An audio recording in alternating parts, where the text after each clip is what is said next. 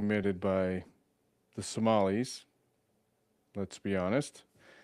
And then, of course, there's the politicians who are pandering nonstop to the Somali community.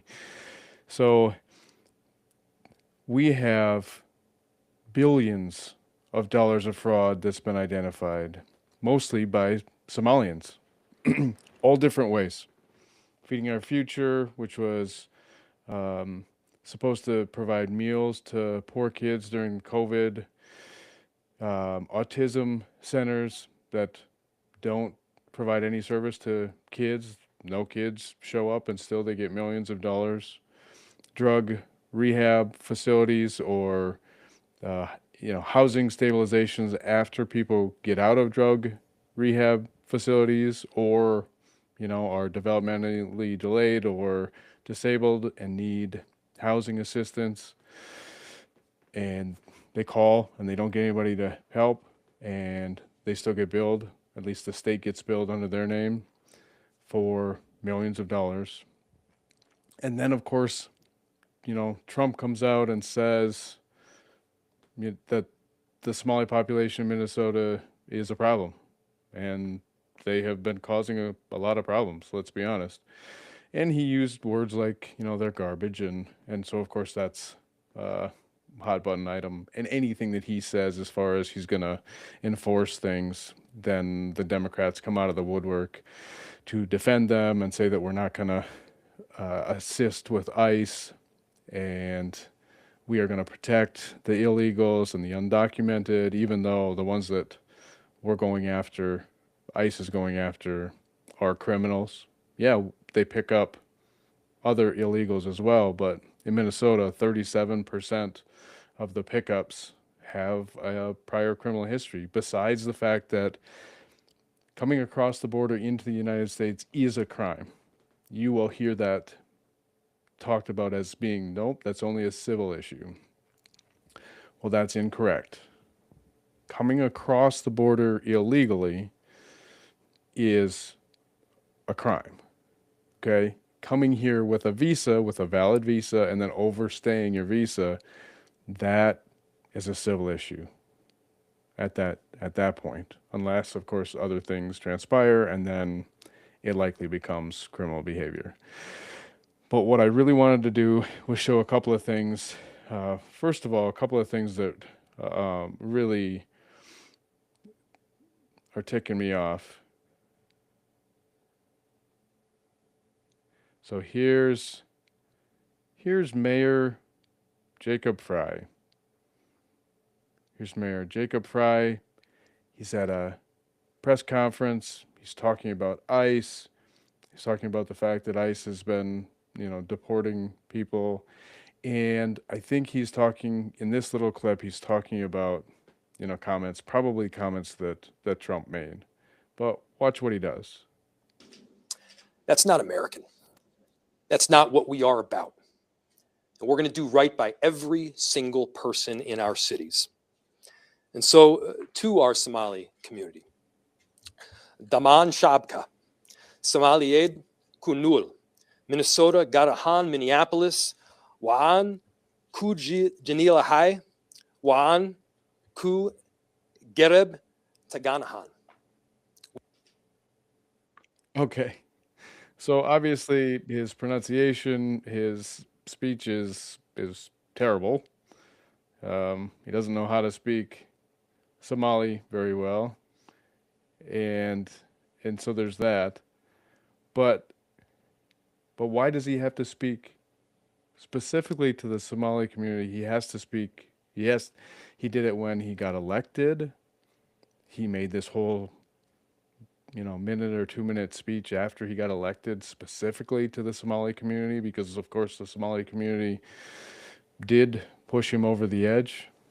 They could have voted for Omar Fateh, and lesser of two evils. Fry, I think, is a lesser of two evils. And the Somali community was divided and they went for him. But why does he have to speak Somali? Why can't he speak English? Why can't the Somali community in Minnesota speak English so that they can understand? It's cute when you go to another country and for vacation, and you learn a little bit of their language, and so you can pull it out and show them that, you're trying to be respectful, order something in Spanish when you're in Mexico. Or I went to Kenya for a little while when I was in college, so I learned some Swahili or Kiswahili. And so you pull that out every once in a while, and people light up. It's just a sign of respect, right?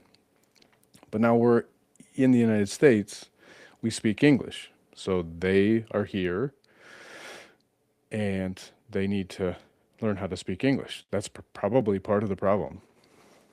Part of many of the problems is that they don't, in their failure to assimilate, they don't speak English. A majority of the population, or at least some of the population, don't speak English or don't speak it enough so they would understand what he said there. So he has to then turn around and he does this specifically to them. Now, I haven't seen all of his press conferences. I don't just follow him around and listen to his press conferences, but he specifically speaks Somali to them when he really feels like he needs to. Now, he doesn't speak Spanish, as far as I know. He doesn't speak Spanish when he's speaking to the Hispanic population at all, only to the Somali community. Now, let's pull up. I want to make sure I am sure. Okay. So, talk about pandering. Now, you tell me what this looks like here. I mean, I would call it absolute pandering. Now, who is this? This is Peggy Flanagan, the second in command, lieutenant governor of Minnesota. Right here in the middle, she doesn't normally wear a hijab, okay? But now, in December here, sometime, she really decided that she needed to wear this. Now, is that respectful? I know that she's trying to make it look like, she's bowing down to the Somali community also, like being really respectful. But I think it's kind of a joke. I think that if you look at the Somalis in the background here, they, I think they either take it as disrespectful or they just think it's a joke. Like, wow, look at her. I mean, pander, absolutely pander. And she starts off, of course, saying she's got to say something here. She says something in Somali. Assalamu alaikum. My name's Peggy Flanagan. I am the Lieutenant Governor of Minnesota, and I'm really honored and humbled to be here with all of you today. I am incredibly clear that the Somali community is part of the fabric of the state of Minnesota. I think about my friendship with Nimco. We've been friends for almost 25 years. And when I think of being part of Minnesota and growing up here, the Somali community has always been a part of my Minnesota. So I want to just encourage the community to know that we're with you. We've got your back. I am here shopping today, and just encourage other folks to show up, support our Somali businesses, support our immigrant neighbors. And I know that things are scary right now. And just know that there are more people who are looking out for you. There are more people who are here to support you than you know. I will continue to stand with the Somali community to be with you and to do all I can to return the friendship and community that the Somali community has shown me. Thank you so much. All right. So, again, I mean, just ridiculous pandering, right? Again, I don't know. Maybe they think that it's respectful. I think it's just groveling. It's you're down on your hands and knees and please continue to support me so that I can stay in power. That's what it looks like to me. It's embarrassing. It's embarrassing for me to see this.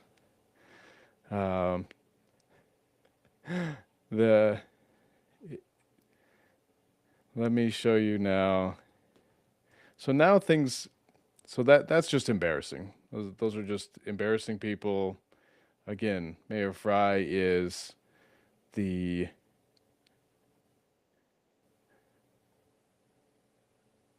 better of the two evils, you know. Um, as far as Omar Fateh or Fry, I think Fry is better, but Fry is pandering so much to the Somali community. You know, I mean, Fateh wouldn't have had to pander like this. He, you know, he is Somali, so I guess there's that. But now, so now you've got Somalians who have come over here as refugees, and in this case, so a police officer, sheriff's deputy. I think he's Hennepin County, but this is interesting. If you can see the subtitles, it goes kind of fast, but it's really interesting to listen to what he says and how he says this. markaan haddaan askarnahay Soomaaliyeed ininka ayni shaqeynaa habeenii maalmo ininka ayni taaganahay fahanteen horta sida ogtihiinba wadankan anaga qaxootiyan imaanay askar Soomaaliya ma jirin marka hadda anaga markiina la haygareeyay waxay noqotay inaan dadkeena u shaqeyno dadkii dhaqankii ma fahmeynaa luqadii ma fahmeynaa culture-kii ma fahmeynaa marka qofka kale mataqaana ajnabiga abadaanka iyo anaga waa kala duwanahay because qofkii gaabkii waxa we build that bridge kaas ma fahantay marka insha Allah waa mahadsantiin again ogaada askari kasta oo Soomaaliya dalka iyo dabadaba ininku inii shaqeeyaa habeenkii marka hurudaan iyo marka mataqaana achievetaanba ininka inii taaganahay oo markaan haddaan Okay, so you hear, you know, it looked like whether you're in the homeland or abroad, you know, we support you. It just, again, and it's good. Likely it's good to have somebody who speaks Somali on your police force. Yeah. But it just, he came here as a refugee, he said, and then the way that he describes it, and maybe it's the translation, but that we're here to support you and to support the homeland and to support Somalia. That's how it comes across. Maybe I'm misreading it. And if I am, then I am. The next thing I wanted to show you was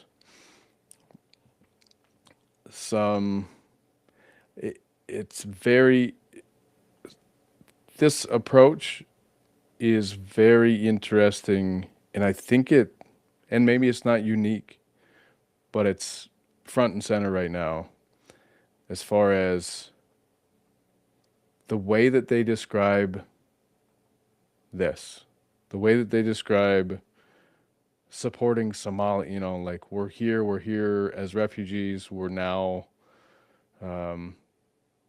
citizens, but we're always here to support Somalia. Watch this. aniga maadaama nin Soomaali weyn aad iyo aad u weyn tahayna oo ka soo inta taageero other thing runtii markii la ka hadlayo anaga as far as the vision of this urur ma aha le dalkan ma aha le Mareykankan I think dad badan markii ka hadlayay ma la xariijinayay Minnesota iyo Somali community runta beenta intii la iska daayay way Soomaalida Minnesota joogo wiligood wuxuu ku xiran yihiin Soomaalida dalka joogo ma garataan ururkan wiligood ma ka bixi karto anaga da Soomaali nahay si u dadaali karnaa ya si ya wadankeeni iyo dadkeeni iyo dalkeeni si loo caawiyo anaga su keenayno resource-ka hadda haasano oo Mareykanka noo fadhiyo hadii walaalahay yihiin oo xil haastaan kuwa fadlan fadhiyo so runtii it's a really important and anigana maxaa dhahayaa hambalyo aad iyo aad qof kasta oo Soomaaliya inay taageeraan insha Allah. There you go. I mean, using the resources that we have here in the United States, in this country, to support Somalia. Yeah, I mean, it's one person, but again, that person's in Minnesota at a community college in Minnesota saying that, and he's saying it in Somali, so maybe he's just hoping that nobody will translate it.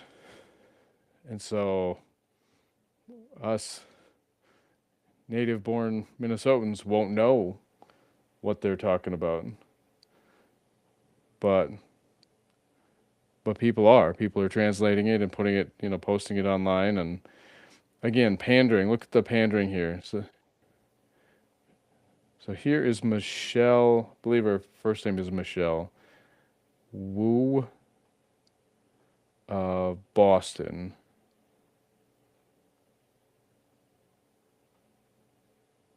You cannot talk about any achievement that the city of Boston has had in safety, jobs, and economic development, in education, without talking about the Somali community that has lifted our city up. We are proud and we are grateful for our Somali community and for our Somali American neighbors. Boston and the country are clear that hate has no place in our society. We will use every attack to actually strengthen and expand the services available, to empower and work alongside our community members who are already doing so much good in the world and setting an example for the rest of the country. You cannot talk. Again, you cannot talk about any achievement in the city of Boston without talking about the Somali community. I mean, how far does the city of Boston go back as far as history? And how long have Somalians been in Boston? Those two things are clearly completely out of whack. Somalians have been here for 20 or 30 years, maybe 40 years in any numbers. And you cannot talk about Boston without talking about the Somali impact on Boston.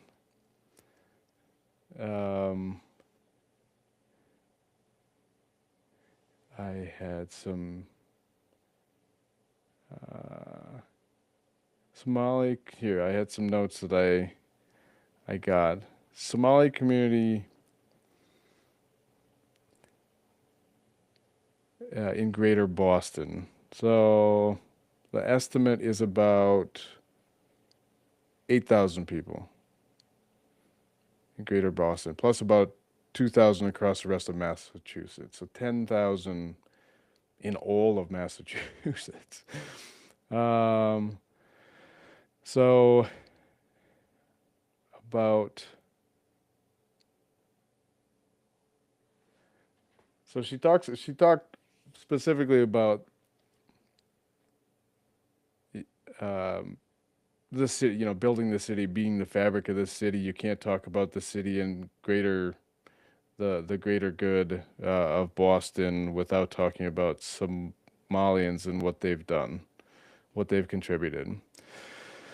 So I was thinking business. So I looked up business. How many small businesses are there that operate in Boston? So the number is it's actually more than 44,000 small businesses in Boston. I don't have the population of Boston up here with me. I can certainly look that up quick, but 44,000 small businesses in all of Boston, okay? What do you think the number of small businesses are that are run by Somalians in Boston? Okay, Boston's population is 650,000, 675,000, something like that. Okay, how many small businesses are run by Somalians in Boston? 44,000 small businesses total in Boston. There are approximately 24 small businesses in Boston that are Somali run. Grocery stores, halal markets, butcher shops, restaurants. So how much impact can they really have with that? I mean, the number 675,000 as their population total, and there's 8,000 Somalis. So, the next thing I wanted to show you. So besides the pandering, besides the wearing a hijab, besides the speaking terrible Somali off of note cards, like Mayor Fry does. Now we get into things like safety. Okay, when we're talking about Mayor Fry, I am talking about ICE deportations. I'll get into the number of ICE deportations of Somalians in Minnesota in just a second. So we'll talk about that. The vast number of people who have been arrested in immigrant raids that are subject to deportation. I will get into that in just a second. But so all of this is talking about ICE, the ICE raids around Minneapolis, and they're really concerned about the Somali population for some reason. I don't know. I mean, could it have anything to do with the billions and billions of dollars of fraud that Governor Walz allowed to happen on his watch, that Keith Ellison knew about and allowed to happen for years? Could it have anything to do with that, and that was all perpetrated by the Somali community? I mean, 90% of it was perpetrated by the Somali community. Could that have any impact? Because right behind Mayor Fry in this public appearance, this press conference, is Governor Walz. Listen to what he says. This is disturbing. You should find this disturbing. increasingly concerned because of the chaos that is being caused by these ICE agents that somebody is gonna get seriously injured or killed. Somebody is gonna get seriously injured or killed. And whether that is an ICE agent or a community member, we all know the tinderbox that could explode because of it. We all know that the federal government is looking for reasons to deploy more and more people to Minneapolis and blue cities around the country. We all know that we cannot afford to lose a single Minneapolis resident because they showed up and decided to protect their neighbors, because they showed up and decided to express their constitutional right to free speech. And so that concern is deep. It is held, by the way, not just by me and our residents and the people who are standing up behind me. The concern about getting somebody killed is also held by our police officers.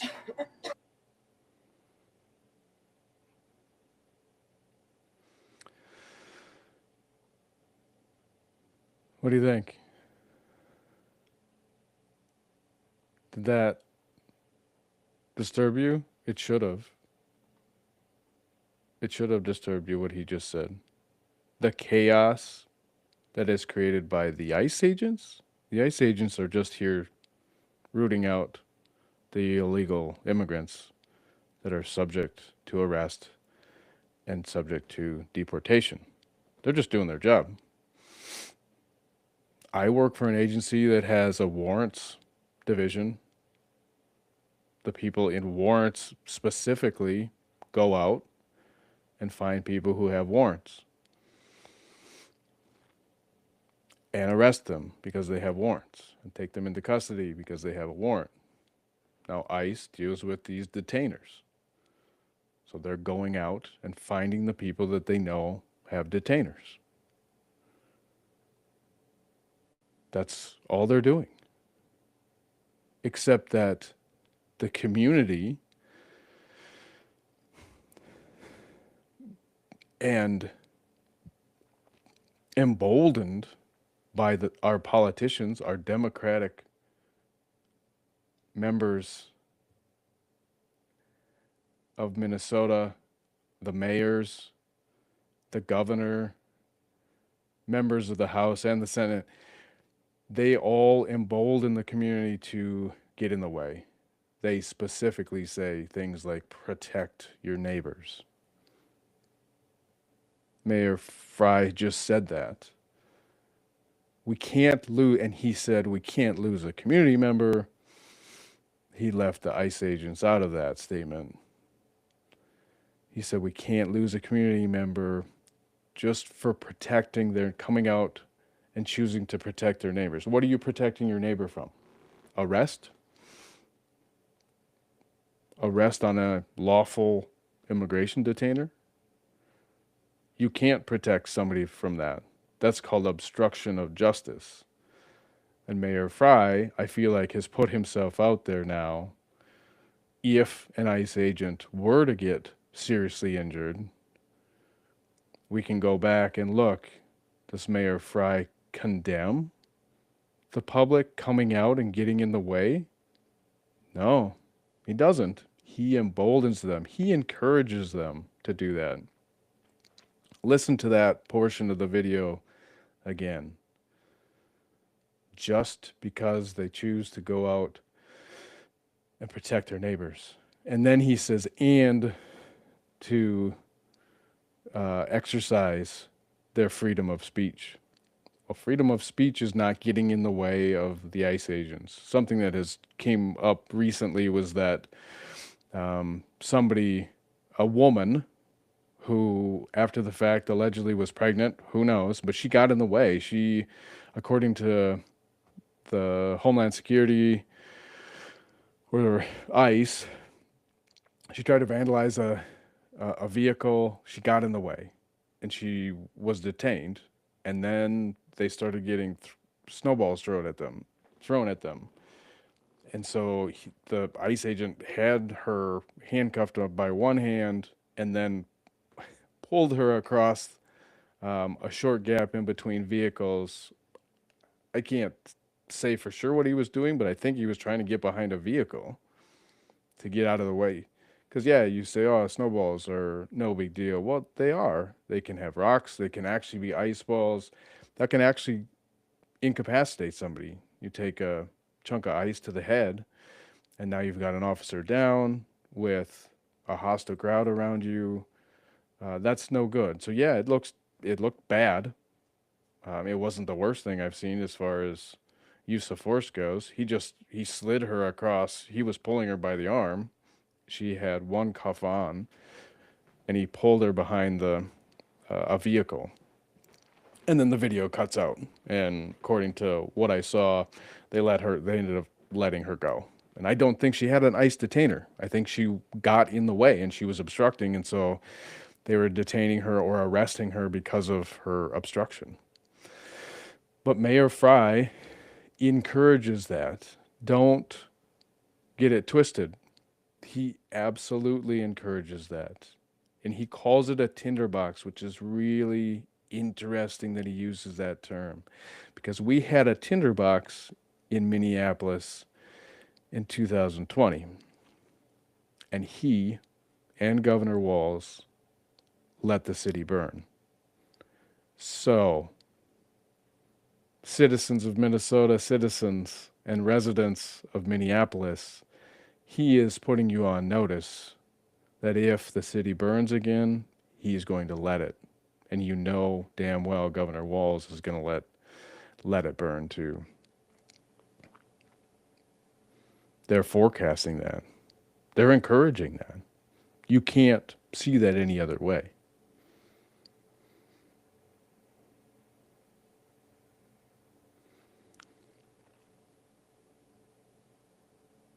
You cannot protect your neighbors from lawful arrest. That is not a legal thing.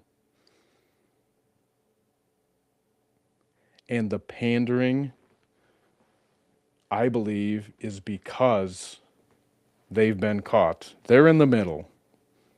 I would not be surprised if video or audio comes out at some point, somebody who's probably got it and is scared right now, of more damning evidence of these politicians being involved in it, knowing firsthand that this happened, that the fraud was going on, and potentially benefiting from it besides just keeping their political power, which unfortunately may be. It may just be that they're doing whatever they can to stay in power because they like that. They like that power. They like that position.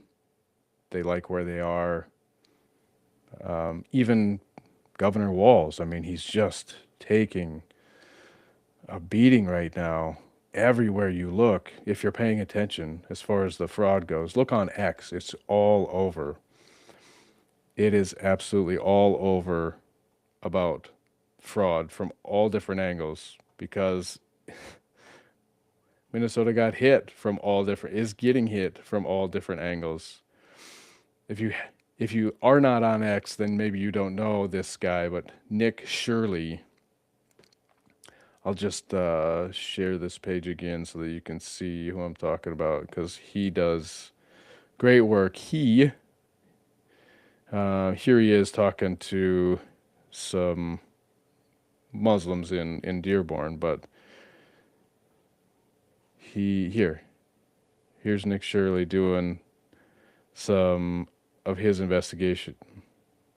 Blatant this fraud is here at this daycare. Don't open up! So this is Quality Learning Center. Learning. I meant to say Quality Learning Center. Don't open They up! said they spelt learning wrong. Don't And there's a open up! there's How do a you have white ice here, ma'am? I'm literally a Karen. YouTuber. Don't open up! Ma'am, what do you think about the fraud that's taking no place here in ring on her Minnesota? finger. Don't Isn't that open weird? up! We have ice! And what do you think about this place being licensed for 99 children Don't open up! and getting $4 million Don't over open the up! It's ice! $4 million in the last 2 years? Go away! What do you think about that? Are you in Go favor? away! Are you in favor of that? Go away! You know You're what it- not welcome here. Are you- Shame on you. Are you in favor of $1.9 Shame million on you. It's going ice. illegally, Don't open up! fraudulently to this business that has Quality Learning Center but can't even spell learning right on the door? Don't open up! Ma'am, we are not ICE. Yeah, they're not ice. He's just looking into the fraud, and there's a Quality Learning Center there that obviously got millions and millions of dollars. One of many. Nick Shirley is his name. He went around Minnesota, daycare centers, autism centers, places like that, and found nobody, found no kids at any of these places.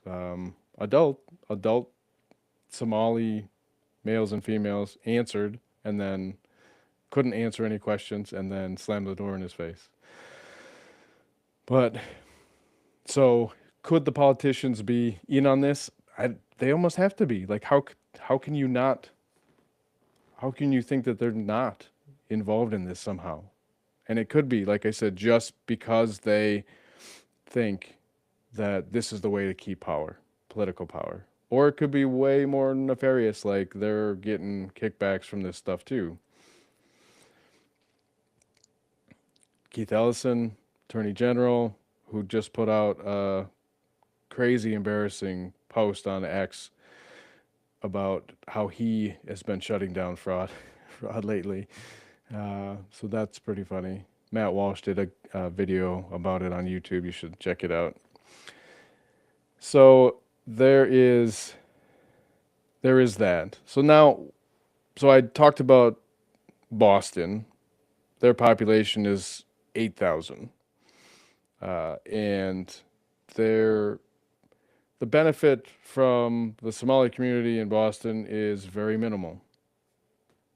It doesn't have to, it doesn't have to be, it's okay if it's minimal. There's only 8,000 people there, and it's 670,000 population. But let's go to public assistance, the Somali community in Minnesota. Let's talk about it, because I think this is really important to also talk about, because the news really likes to back the Somali community, really wants to back anything that's anti-Trump, anti-Republican, and so going with the Somali community right now feels like it's anti-Trump because he said things about Ilhan Omar, which may or may not be true, about her marrying her brother. That's been in the news a lot lately. And her being connected to the Feeding Our Future, which she did. I mean, she got that legislation passed right before that whole thing kicked off. And so to try and spin this as positive, an article recently in the Star Tribune said, "Hey, Somalians in America, or in Minnesota, just in Minnesota, they pay $60 million in taxes every year." Whoa, it's a big number, 60 million. That sounds like a lot of money. Wow, that's a lot of taxes. $60 million. Well, it turns out that number is wrong.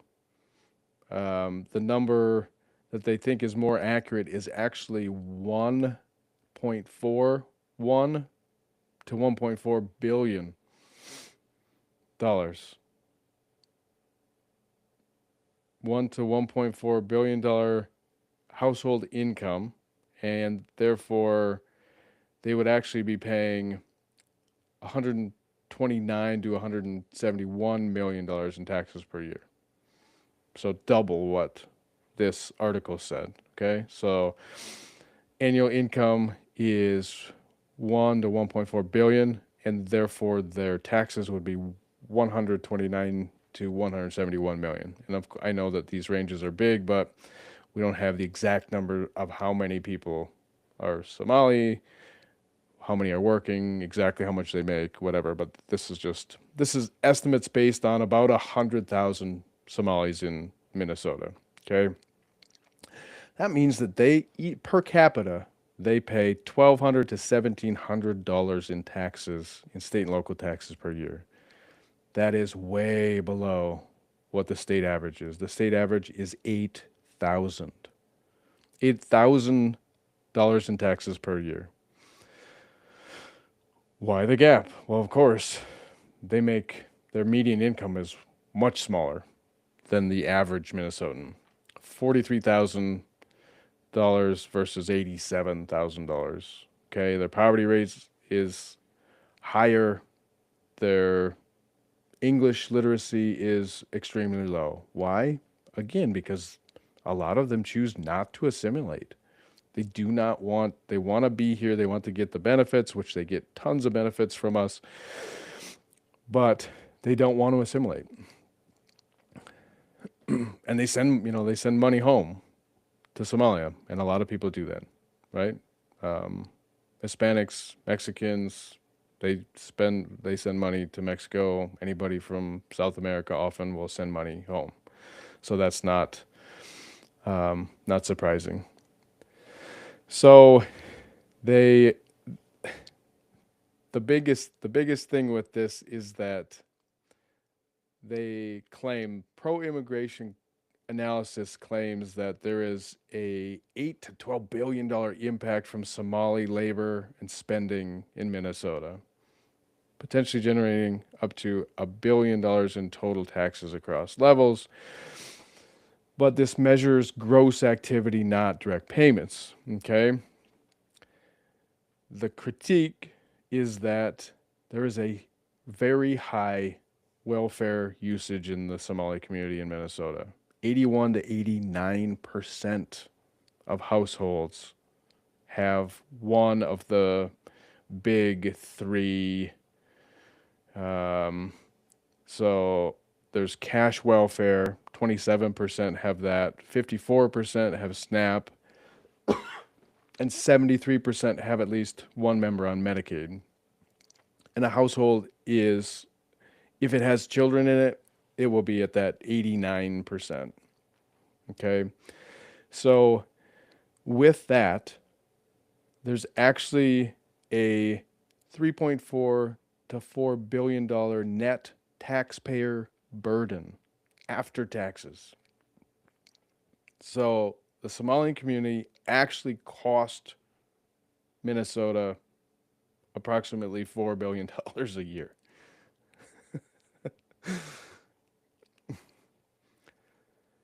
And that's legitimate money, right? That's welfare that they've signed up. I mean, as legitimate as these numbers are. That's welfare that they've signed up for, SNAP that they've signed up for, that Minnesota has offered them. That is not including these billions and billions of dollars in fraud. And are you seeing the connect? If you are paying attention and you watch this stuff, you are seeing a connection with Minnesota, from Minnesota to Maine, the Somali group in Maine. There's a big group there, not nearly as big as in Minnesota, but it's big. Supporting the politicians in Maine as well. Of course, there's a large population of Somalis that are now getting on city councils and school boards, and in Washington State. There's actually connection with some of these daycares and providers, fake providers in Minnesota of Somali descent, Somali ownership. Somali fraudsters is what they are, sending money to politicians in Washington State. So this is, of course, a huge story. It's been going on for months now. There's more and more prosecutions coming up. The attorney, the federal attorney who's been doing this, I think his name is Joe Thompson, has press conferences all the time about another multi-million-dollar scheme that they found. Some of these welfare programs, public assistance programs that are completely fraud. They're almost completely, from the word go, they were fraudulent. That's out there right now. And then you have somebody like Governor Walz just trying to make himself look good. So he signs an executive order that he's going to stop the fraud himself by implementing X, Y, and Z. Except that there was legislation that had been worked on and talked about, bipartisan legislation that was going to be voted on, and the day before that he signed this executive order that basically canceled out whatever they were going to do, because now he has control and he can implement the program the way that he wants to. He can put the people in place that will answer to him and not actually find the fraud and not actually make it look like he is the buffoon that he is. And he still is running. He's still looking for this third term. There's nothing in the wind yet of him finally deciding that, it's the best thing for the Democratic Party that I step down because I am a burden. He doesn't even need to step down. Just don't run. And maybe that's in the works. Maybe he finally will come to his senses. I hope he doesn't, because he's a terrible candidate, and I hope he wins. The Democrats have a problem. I don't know if they would be able to kick him out. They would likely endorse him, and then we would hopefully have an actual chance of getting a Republican in there. I'm not sure if that's going to happen. The pressure's got to be on him now to say that he's not going to run again, but who knows. But the pandering to the Somali community is ridiculous, and you see, they've been welcomed here. They're here. They've been welcomed here and offered all these benefits, and so I don't have any bad blood against them. None at all. They took what was handed out to them. But then to pander and say that they're the fabric, they built Minnesota and they're the fabric of our society and whatever, it's just not true. Look at the numbers. They're a drain. They're a complete drain on society in all aspects, right? Fraudulently and legitimate SNAP and welfare benefits. They're a huge drain. It just is what it is right now. So then the last thing that I wanted to talk about was deportations. So all of this came up, like they're all so worried about ICE, and ICE, Mayor Fry calling it that ICE is causing this chaos, that ICE is the problem. ICE is just trying to do their job. They have detainers on people. They're going to try and go pick those people up and arrest them on their detainers and then deport them so that we don't have to continue to support them and support at least 37%. The numbers that I've seen, 37% of ICE arrests in Minnesota have been for other people who have been convicted of other crimes besides coming into the United States illegally. And again, coming into the United States illegally is a crime. Coming into the United States on a visa and then overstaying it, that's where it's civil.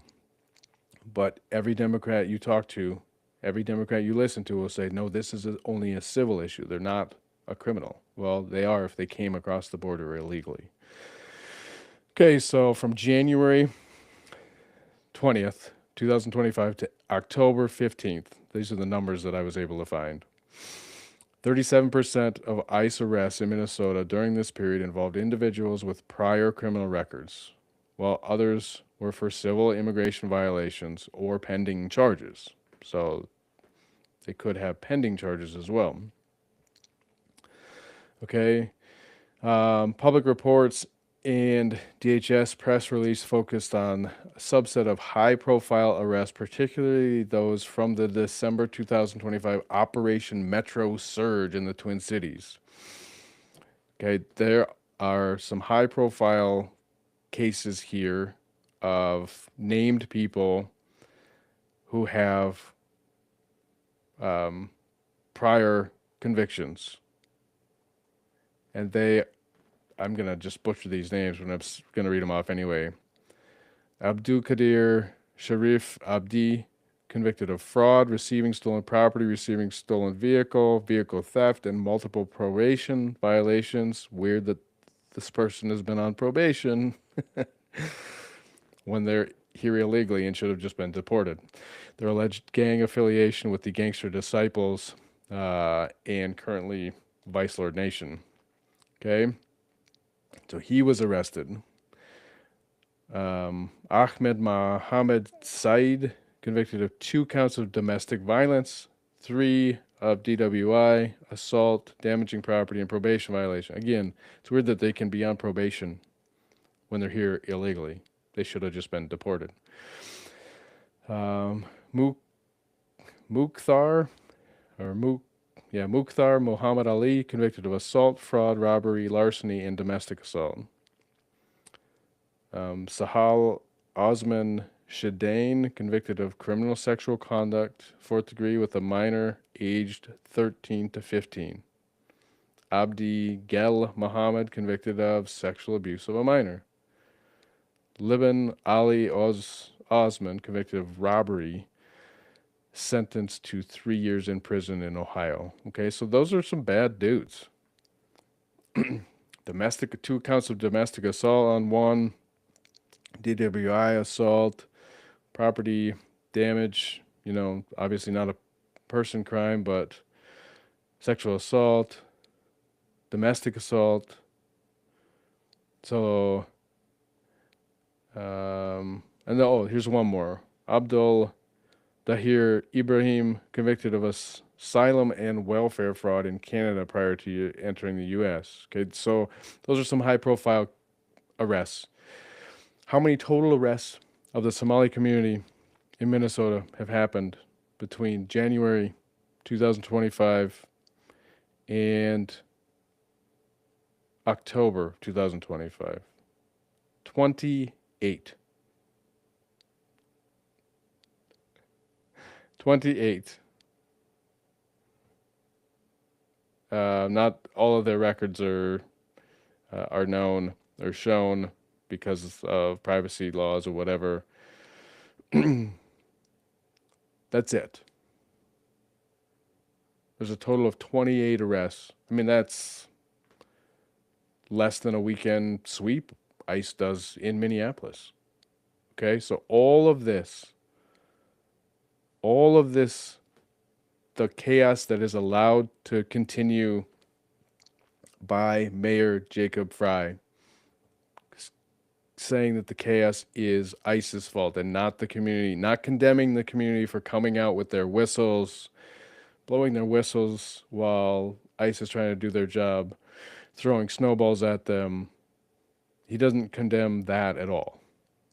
He condemns ICE for being out there doing their job, and ICE is the problem. ICE is causing chaos.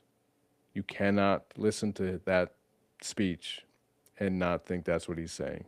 He uses his words very carefully. He puts the blame on ICE, which is a federal law enforcement, and then of course he can put that on the administration, i.e. Donald Trump. But he doesn't condemn the assaults on the officers. He doesn't condemn that at all. He mentions that, hey, we might lose an ICE agent, but that's kind of a fleeting thought when he thinks of, we might lose somebody else. All,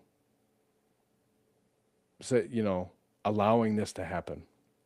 And Governor Walz nodding his head along in the background there, allowing this to happen.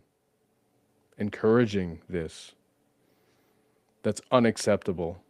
That is unacceptable from our elected officials to encourage obstruction of justice, getting our law enforcement hurt and or killed while they're trying to do their jobs.